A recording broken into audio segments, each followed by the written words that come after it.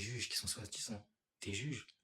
Et là, il tombe sur un juge qui c'est un avocat que je connais. C'est un avocat que je connais très bien, qui était contre moi. C'était un avocat de la police dans le 89 à Sens. Je fais comment ça? Je vois ça. Je dis, mais lui, c'est pas un avocat, c'est pas un juge, c'est un avocat. Qu'est-ce qu'il fait là? Donc, si lui, c'est clairement un avocat, je sais qu'il a professé il y a quoi? Il y a 2 semaines avant, contre moi, au jugement, au tribunal. Donc, qu'est-ce qui se passe? Moi, je constate que l'avocat de Dieudonné, il est totalement dans son droit. Et de plus de ça, il a totalement raison. Parce que le mec, moi, je le connaissais. L'avocat de Dieudonné, il devait pas le connaître forcément, mais moi, je savais que c'était pas un juge. L'avocat de Dieudonné aussi. Mais en fait, eux, c'était des avocats qui avaient été payés pour aller là-bas et pour faire ça. Donc, ils se sont administrés des droits qu'ils n'avaient pas. Vous voyez comment c'est chaud? Bref.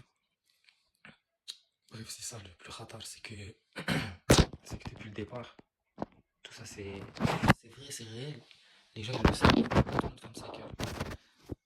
Comme l'autre, la Trébert, là, qui s'était évadé dans un carton. Il était incarcéré dans le 89 à Auxerre, dans la même prison. C'est tous les gars de mon quartier. J'ai demandé comment j'étais dans la prison là où il s'est évadé.